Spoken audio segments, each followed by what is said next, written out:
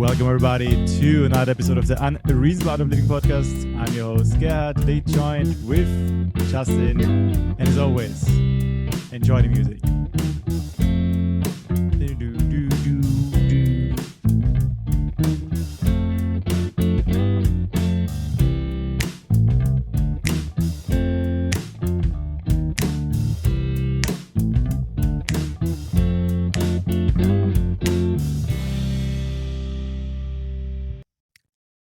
Welcome everybody.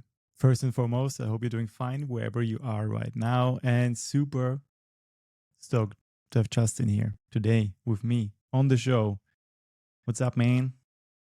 What's up? I can tell that you're really loving where you are right now because your energy is just off the charts back to classic Gerhardt, which I love. Also, I think when you do your solo podcast, you don't sing to the music like you do when it's the two of us. I always, whatever comes feels natural in our setting, you know? I love it. Here it's more goofy and silly.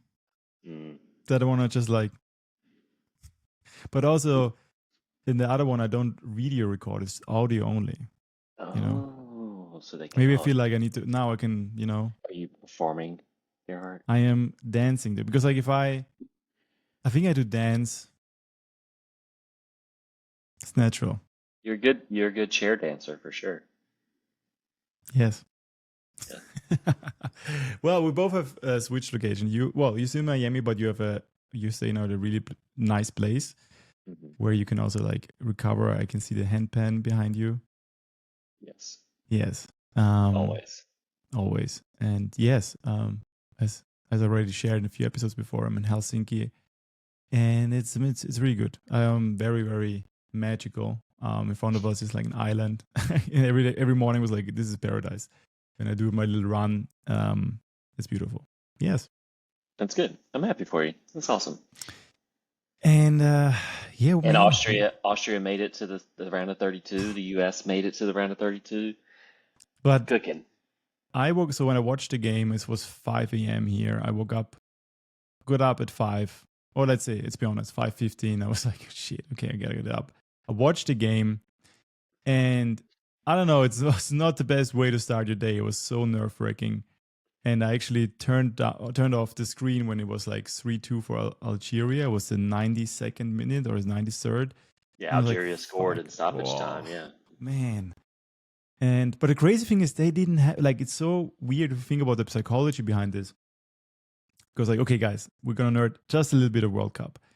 Because like the last 15 minutes or 10 minutes, Algeria, they were just passing the ball, which makes sense because actually for them, a draw is better because they get to play Switzerland. If they win, they get to play Spain. So actually, they didn't have any reason to win the game. For them, the best outcome would have been a draw.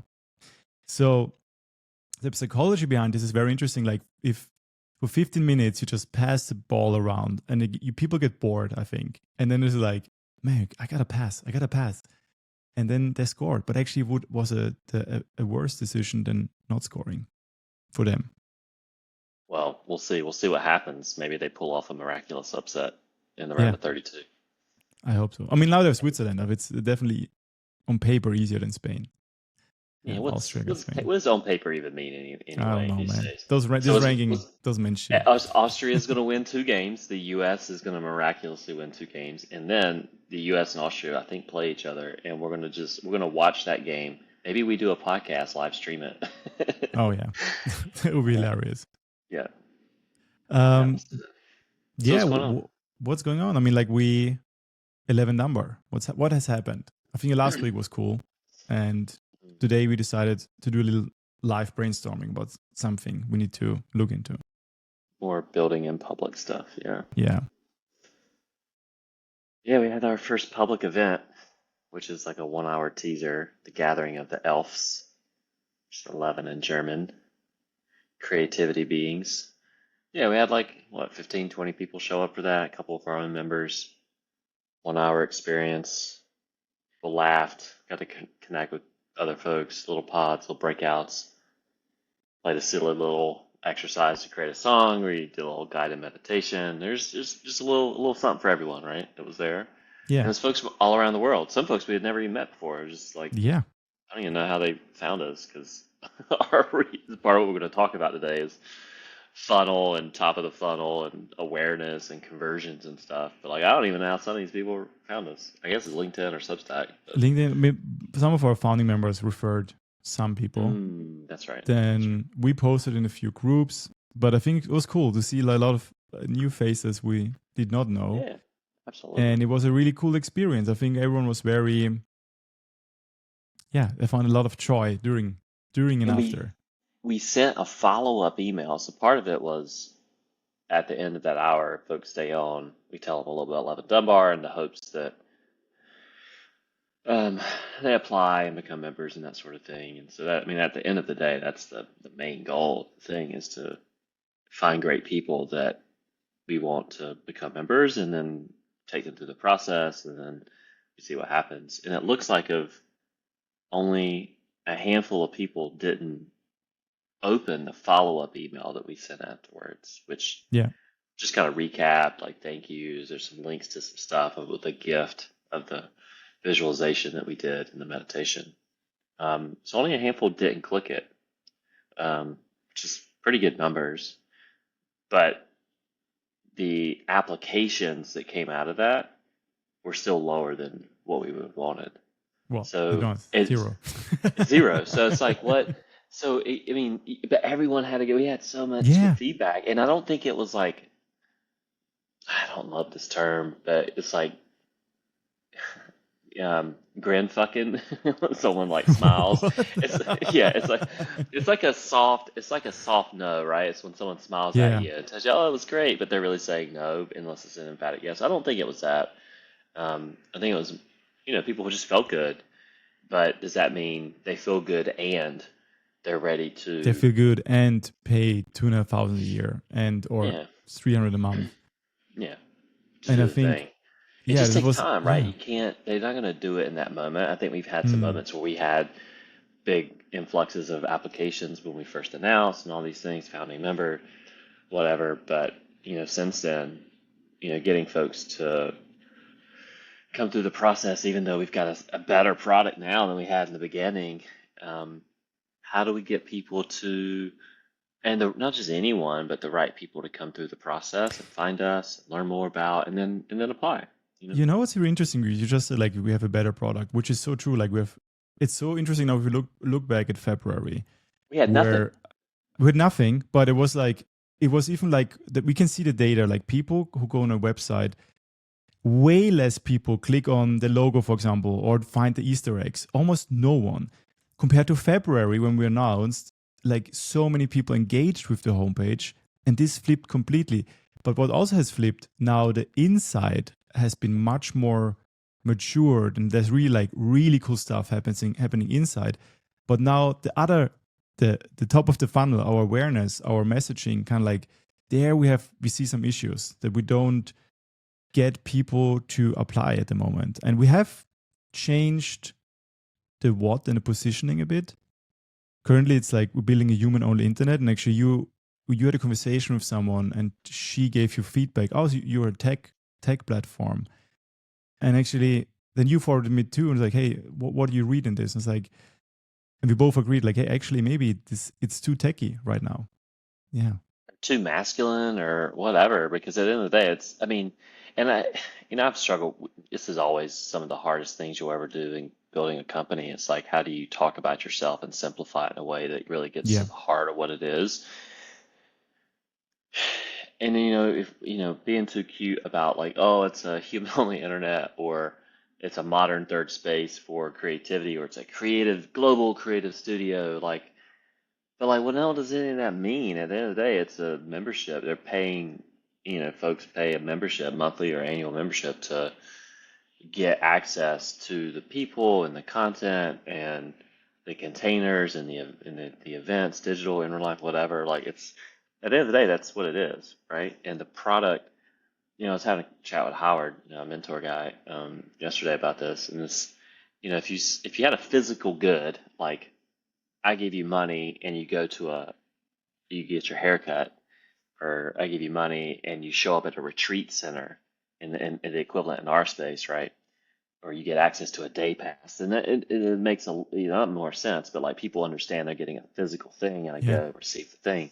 In our world, it's a little different, right? Because most of what we do is digital first. It is Zoom or Google Meet or whatever, but we are trying to flip it on its head that these things, the screen time per se, is designed to create better connections and unlock creativity. And I think all of our members, would have a point of reference that they can, describe. It's like, oh my God, like doing this stuff helped me unlock, new connections, or I started writing this thing, or I saw the world differently, or whatever. Like there is a formula here that really works, but explaining that to someone on the outside, if one, there's like two categories. Either it's a person that doesn't have the awareness that Yeah. they they were already all in transition, and they're ready to expand, and they need this thing, or it's missing, or they're ready to amplify themselves. Like there's that category of people who don't even have that awareness yet. They're already just existing in their life, and they may either think or already be great, good, or bad, whatever, all permutations of that, right?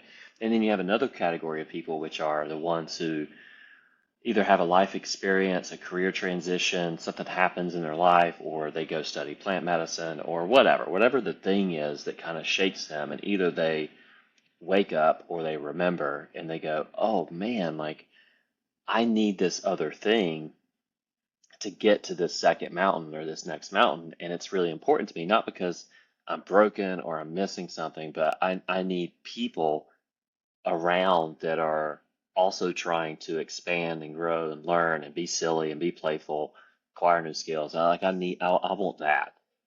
Um, and it feels like the ones who really want that are skew a little older, mid to late 30s and all the way up into their 60s, and they work from home, they're remote, they're parents, they've got something that kind of boxes them in. They're an entrepreneur, but they've got some anchoring thing that defines them, that they have reached, maybe not the end of, but they've reached a point in that thing that anchors them that they're like, I need to get out of this box, let me out. And it could be a title as parent, dad, mom. It could be a title such as CEO, founder. It could be a title of a job that they love, but it doesn't. They know that there's more to them that they're wanting to do. But I think that's what it's about. It's like it's about less about someone being broken or whether or not they're awake or remembering or they realize they need it or not. It's about reaching people to understand that the box exists, and that box that we put ourselves in is artificial. And, you know, how do you describe to someone who either can or can't see that box? You need to do both. That box is around them. The ones who don't see it exists and they're just flying around are the ones who Hmm. already put themselves in. They're like, I need to break free from this. Like it is there at some point, and you observe it at some point. Maybe that's the ego. Maybe that's the same box, right? But um, how do you describe what's on the inside of Love and Dunbar in a way that appeals to whichever version of all of those? There's not just two. There's like 20 different Yeah. personality types that are in there, or stages that are in there. Yeah. How do you describe what's happening on the inside? And I would have thought the public event would have been like, oh, this is a taste of it, but it's not enough, right? Mm. And Does that make sense, by the way? it, yeah, no, it does make sense. Like that's the thing. That's the thing is like, how can we show what's happening inside? And I think if we go back, I would just like let's go But back. I would, it was crazy. But dude, but that's what's crazy is like in the beginning, February, March, we had nothing to show what was on the no, inside, and people just showed up. So what was happening there that was yeah. So different? it's so And now we're interesting because like, showing it, and they're like, yeah, maybe we don't talk about the inside. yeah, Maybe maybe that's the because we just problem. keep it even more mysterious as we did before. Yeah, yeah. I think But it's that doesn't make any sense. That no, that just doesn't can't make be sense. It true, can't make right? sense. And I think it's Yeah. so funny. Like if you go back over the breadcrumbs, before that we said like the modern search space for immersive community experiences because we had this elaborate plan of having really cool, fun Let's go. experiences, Yeah. which was epic, and people maybe liked the idea, but then in reality, people stayed and actually stayed for something different here. And if you go back at other communities, I think I like to kind of like also like see where do we sit. For example, like one of our brother, sister, whatever partner, or like communities that also exist and a big inspiration, the Leading Edge, is they have a clear messaging. They provide the space in the forum for people to talk everything mysticism and like very like outer body experiences, like very like spiritual experiences, like having a forum for that to talk about it, what happened to you, but also have being exposed to practices that help you to dive deeper. Okay, so I think we also do part of that, but not to that extreme, because like I think for creativity and play, you cannot talk creativity without talking spirituality and consciousness, but it's not the main thing. Ours, like, how do we help express creativity through play? And this is kind of like our approach to that. So how do we? This has changed in the last month to kind of like the crystallization on that, moving away from immersive community experiences to really providing a space where people can talk consciousness, but also have space to explore and discover their creativity in any means and forms, and find this kind of yeah. I think a lot of what our like consciousness human sanctuary chats end up becoming are less about like what does it mean to be human, and let's talk about Reiki and energy healing and all that kind of stuff. And it's more like what's happening in your life now. And people seem to be, and it's not really, I don't want to call it therapy, but I mean, on some level, it's like having a safe container with several people who show up for those chats that just need to talk about maybe something heavy in that container, not the AI creativity building one, not the silly gamey one, but in the one that's just most closely aligned with what you just said, the sanctuary chat container. A lot of times it really isn't about like spirituality or consciousness, or definitely not plant medicine. It ends up being, we laugh a lot because someone's going through like something really heavy and they're just wanting to get it off their chest. And sometimes they want feedback, sometimes they don't. Sometimes they cry, sometimes they don't. And then we giggle. We bring it back to like something that's silly and playful, right? Or we do have meditations that, maybe we'll play handpan or something, like take people through. But it's like a light version of it. But I agree, like the insertion point to, I wouldn't call it consciousness. I would say it's better connecting with yourself as a human. Our insertion point is not to just go straight head first to those discussions. It's to start with getting people to be comfortable with each other and themselves so they can be vulnerable. And then the insertion point from that, the next logical step is using your imagination and play and creativity and doing silly things together, games and Dungeons and Dragons and fun little exercises and stuff. And it helps you just, I don't know, just express, and you do that enough, you get comfortable with that, you build that muscle, then you start to become vulnerable with those people and the things we're talking about. But, going back to like how, if you can get one person, you can get 10. If you get 10, you can get 100. But how do you then package it? To me, I think it's about packaging and awareness. We don't have enough reach. We get 500 sometimes, 1,000, 800, 2,000, 100 impressions on LinkedIn. Substack's a little bit smaller. But like you don't have enough reach to build the funnel. But then, do we even have the right message? Because if you can get if you get one person, you can get 10. You get 10, you can get 100. 100, you can get 1,000. Like that's just the normal kind of thought process. And we're already past that 10 number. So I mean, like, how do you package it? In a way. So one thing is like, I mean, we could also like ask again our members, what is it like that really attract? Like, what is it for them? See what we can learn from that. And I think there was one participant. I asked her after gathering, like, what inspired her to join, and it was the idea of getting to know very interesting people, but also I'm just reading it and people. So two things: just getting to know interesting people, but also doing creative things. Those are the things. So, and currently we're saying like we're building the human only internet for genuine connection and creativity, which sounds just, yeah, I mean, like, okay, I think we're making our attempt is our mission is to make the internet more creative and more human.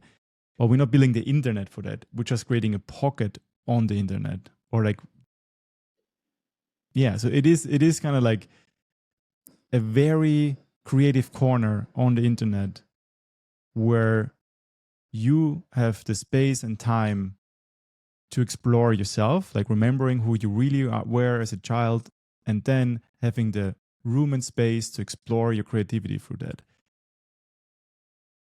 Whatever, What would yeah. you call it? What do we call that? I don't know. It's like, what do you call that? maybe that's just 11 number. I think it's like, maybe we don't have to say 11 number is that. Like 11 number, your creative corner to get to know. I'm just saying things, something along the line. Doesn't roll off the tongue. No, but also like when I looked at Curiosity Island, for example, another community, they also don't use like Curiosity Island, deck line. It's just like they describe what's happening, like very clear. You come there to find that and get that.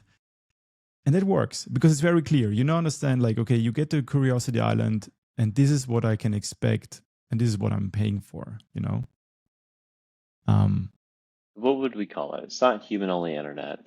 It's just membership community, right? Does It is. Curiosity Island or Leading Edge or any of these guys just call it a membership community? Let me see. I'm on the homepage now. By the way, like it's Curiosity Island, great community. We also learned a lot from them. Yeah. So how they start, the first sentence is just like a question. Who would you choose to become if you had a place where play, creativity, and infinite possibilities are? Well, okay, now it disappeared. But then Curiosity Island exists to unite those who live for discovering and growing into the next truest version of themselves. That's the leading statement.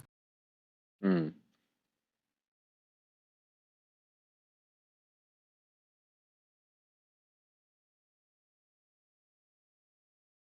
I mean, do you think it's a membership community for creativity and play? Yeah, I mean, definitely that's very much very much what it is. I mean, that's closer to what it is, right? Yeah. And we also mean like back then we were leading with the third space for immersive community experiences, which kind of attracted a lot of people because we didn't have much, nothing. we had just co-created them afterwards. So I think, I mean, like we do, 11 number does exist for allowing people to play and explore themselves for creativity, kind of. Mm. What it is, yeah, it's a membership-based community for creativity. As boring as it sounds, but maybe like sometimes when it's boring and simple, it's actually I mean, boring is fine. Simple, as long as people understand it, it doesn't matter. I mean, if human only internet was really resonating, then we would have seen anything different. I don't think it resonates. It's not that it doesn't resonate, but it doesn't also resonate. Yeah, it doesn't. And also what I suspect when people read building a human only internet, they expect, like it's for free. Like the internet is for free. To browse the internet, it's for free. It's not like you have to pay a membership to browse. Well, you gotta give up all your data, but is that free? I mean, like, but again, like you don't have to first pay to access the internet. Of course, you have to pay for internet. You have to just give your, all your data away. But. So that maybe it's also like, yeah. Yeah. Yeah, it makes. I'm just going through looking at. It makes me. I went ahead and changed my LinkedIn just because I was like looking at it now. I'm like, oh, I don't like that. So what could we try instead? Or you took back. Hmm? I just changed it and then it changed it back. What's going on? I think LinkedIn's having a little issue. I would just say a membership platform for play and Yeah. creativity and play, right?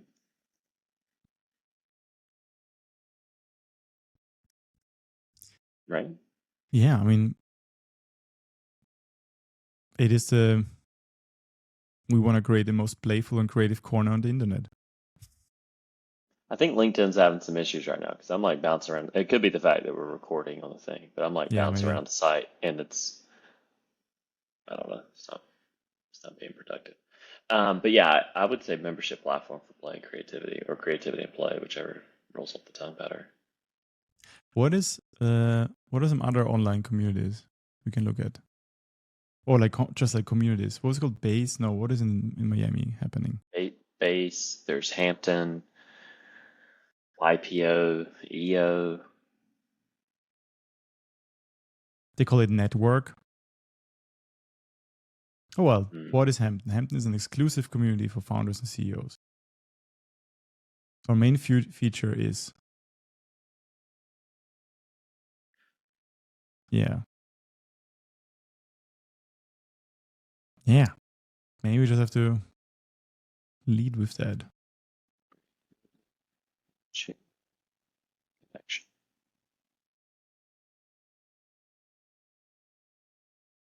So what are you leading with now in LinkedIn? Um, a membership community for play, creativity, and building genuine connection. Right? Yeah. Let's try that. I'll update the homepage. Oh, I'm doing it now. Yay. Because Max out at 150 people. Boom. Oh, you mean the homepage like our website? Yeah, I just finished. yeah. I was just And then of course I think now probably the website is still like a bit too mysterious and not very masculine. And we're gonna try something interactive that might help as I well. mean, the beauty of this is like none of it really matters. Who cares? Like this is what like, oh, but I gotta build the perfect thing and it's gotta Mm-mm. be right. It's like no, you could keep mucking around with this thing for as long as you need to, like Of course. whatever whatever works. Um, yeah, I'm changing the LinkedIn thing too right here. Let's see. Membership community for the membership community for play, creativity, and building genuine connections. Yeah, Yeah. yeah.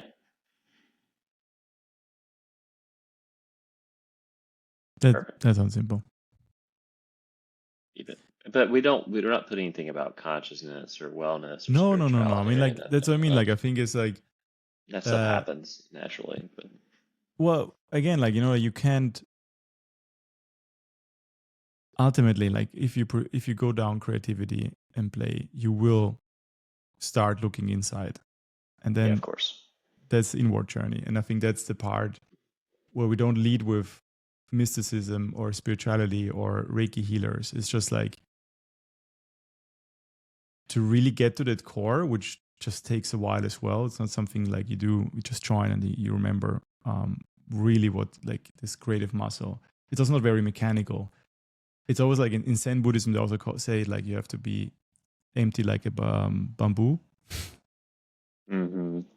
And how do you help people to empty yourself first so you also like remember and then like really like tune into this creative source?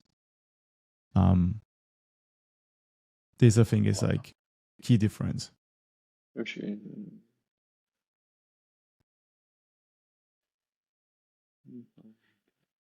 Creativity, play, connection.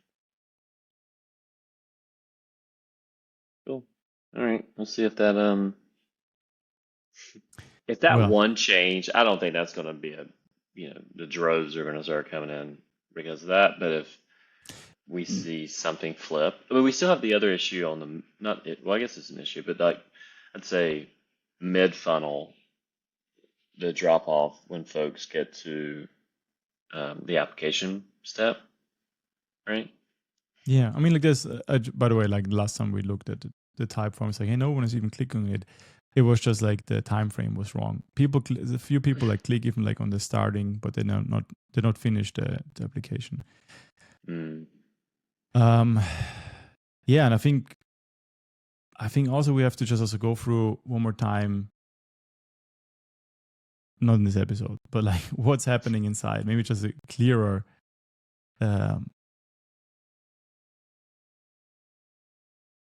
be very like straight, like where, like, this is it worked well in February. Now it doesn't work so well anymore, so we have to change also like the funnel, kind of what the homepage steps. And let's see, maybe the visitor island could be very fun, because it's like, okay, this is what we're about, there we go, and you still have Yeah, I the mean, text. but that's also going to attract the visitor island thing. What it's a digital like 8-bit experience that kind of reimagines the website. That will also appeal to a certain type of people.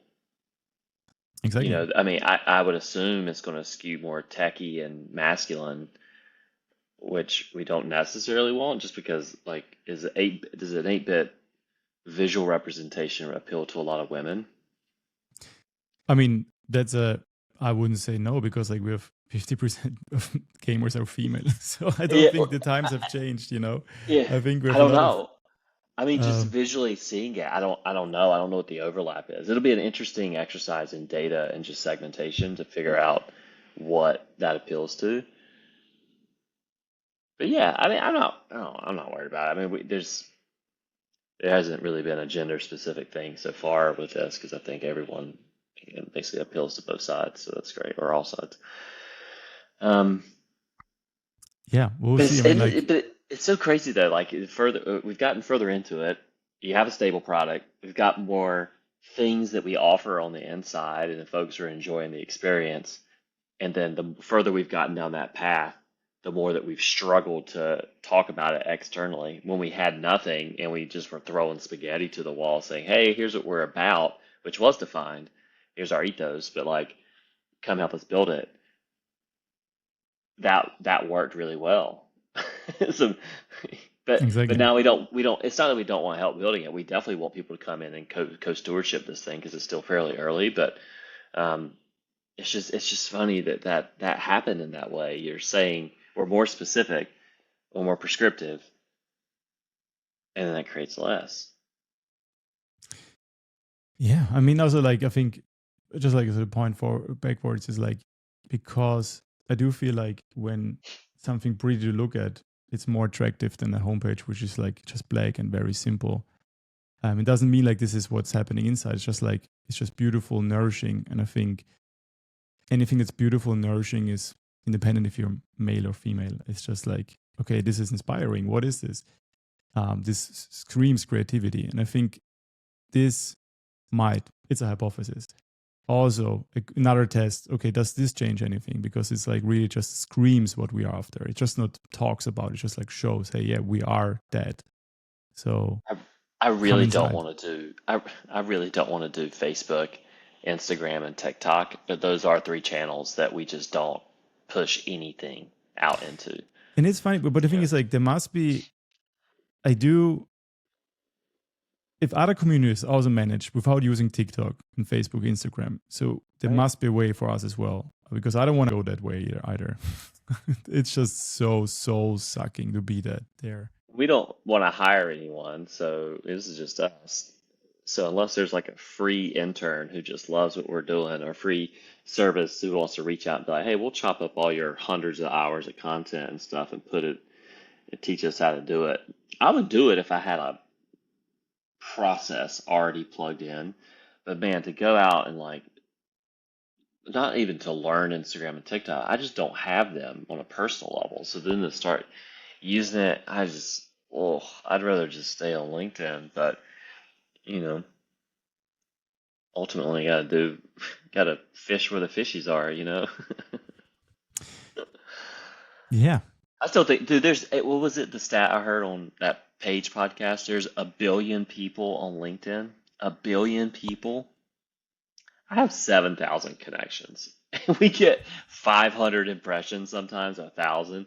We are not. even remotely scratching the surface just on LinkedIn Oh, for alone sure not. of Yeah, yeah. who's there. And you know, the younger generation, even though younger generation isn't necessarily our target, our ideal target audience, because they haven't gone through some of the stuff yet to get to the point where they're probably interested in 11 Dunbar, but they're warming up on LinkedIn, so eventually they're gonna be in this space too, in a lot in more droves, I think, because it is the largest professional networking Pressure. place. I mean, like there's like what I'm focused on with Substack, and I think this is also like more where other communities got a lot of people, because like this is very like, I mean, I don't appreciate that much either Substack because it turns into like not the next social media platform, but at least there people go in with a mindset of trying to find a space of being creative. So Yeah. yeah, there's one in parallel that's happening. Let's see. And, you know, Let's see. if any of your listeners have thoughts or feedback or want to ask questions or ideas that help for this stuff, yeah, I mean, we're pretty flexible. We're open to whatever. I mean, I kind of took a break last week of writing content on LinkedIn because I just didn't feel inspired after doing it for a couple weeks. And now I'm like, all right, it's time to get back on it, start creating content again and see what happens. And I was talking to a guy yesterday who's basically he's got a B2C business too. It's more in the coaching and executive leadership space. And he posted something that was about a coaching thing. Steve Kerr, which is a famous basketball coach for Golden State Warriors, and he has 5,000 followers. Remember, I have 7,200. It's 5,000 followers, and it was the first post he ever had go viral. I realize now I've never had anything go viral. He had 250,000 views, hundreds of engagements, and he doesn't. He's like, I don't. I've spent weeks and weeks trying to recreate that. He's like, I've used AI. I've not used AI. I've used AI images. I've not used AI images. He's like, and now most of my posts. He's like, you know how many impressions they get? 100 to 200. It's like, no, And the question is also that's, like, well, how much of those viral things converted to customers? That's the next question. oh, that's, I didn't even ask him. I didn't Because even like this, think what I that was along listened the to way. something similar to a guy. One of my actually only podcast I listen to, Unscheduled CEO. Awesome podcast. Like the only business, really someone who's so transparent, authentic, being a CEO, and he hates LinkedIn. He went on because he wants to grow his podcast, and he went back on to LinkedIn. And his post did work quite well, but he also said like the truth is very little converts to actually, his subscribers. It was this very small impact, like because LinkedIn still wants you to stay on the platform, and But it has worked for us. We've had leads come through. I mean, yeah, most of our stuff has come through LinkedIn that's true amplification. as So, well. like, Yeah, for us, it's actually worked. Um, so I think it all matters. It's all a touch point. It's like you just never know where that person is. I learned this in doing advertising for 15, 20 years before I did AI, which was the right user at the right message at the right time to the right user, and that's it. I mean, and sometimes it takes 3 to 5 times, 4 to 5 times for them to see that quote unquote ad, and an ad being a piece of content, organic, it doesn't matter. It's all content, right? So they have to see that thing 4 or 5 times. The likelihood they see it once and then they're like so motivated to go, they got cash on hand. They're just waiting there with a bag of cash saying, yeah, shut up and take my money. Like that, it's unlikely. So it's almost like we have to build a community that's the teaser community before the converted community, which is 11 Dunbar, right? It's all the folks that are in the email database and in the LinkedIn funnel and Substack, and they're just seeing all these things. And finally, they're like, man, I like these dudes and the people inside seem cool, and I feel like I could get a lot from it. And then they reach out and apply, and it's a beautiful thing. But like setting up that way in a way that's more not automated, but still has a human touch, but just casts a wider net and gets to a place where we can start to optimize it. We're still so early on that. yeah. I mean, like But this is what are you having this. fun? But are you Yeah. having fun? You having fun learning this? What? Figuring it out? Yeah, of course. I mean, like I'm not this Yeah. B2C thing was my previous startups were all B2C. It's always been different ways to reach. Um, It's new for me. I'm always B2B. It's my first Yeah. B2C thing. I mean, So like for it's, B2C, there's always different angles. And I think um, still, I think what we agreed, like, especially with the posting, with the rival thing, you never know which posts go rival, but it's consistency, like to just keep posting because you never know. I think this is what needs to just, because like what other communities had, they already had a following where they posted consistently articles, for example, on Substack. And then they had a following already around a certain thing. So we are still early building this following what around if there that. was a survey? We haven't tried like are you a good fit or are you ready to join 11 Dunbar survey? And it's just like a little 3 to 5 question thing that helps people. And we don't even have to be an actual survey. This could be a LinkedIn post. And if they answer yes to one of them, let's make it easy. If they answer yes to 3 questions, and it's like, okay, you should reach out, Yeah, that's right? a I great think idea. we should design something like that. Yeah, totally. It could be also something, again, what we talked about, like after the gathering, we need to have like a post follow-up funnel, something, because to keep it warm. Maybe it's just like, okay, that wasn't a great experience, but what next? Like what next? And yeah, something to talk about. All right, I need to get You going. I jump got to go orienteering. shorter, or not volunteering, but getting lost in the Orienteering. woods. Yeah. Orienteering. Or orient. Oh, now I get it. Yeah, go get lost in the woods, dude. Yes. All right. So where we end up. So yeah, 11 number membership based community for creativity, play, and training connections.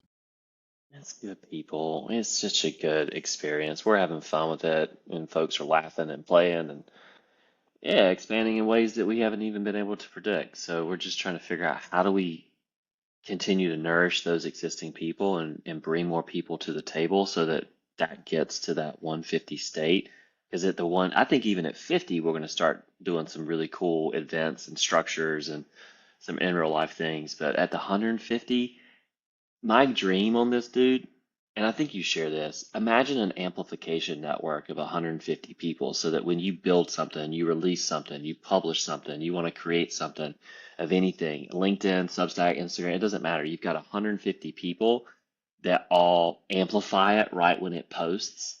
That's a built-in like viral moment if we build this pod that's heavily engaged with each other to amplify and promote and to help structure folks' work, and it's a safe space to do that inner creativity. Like I think that's powerful.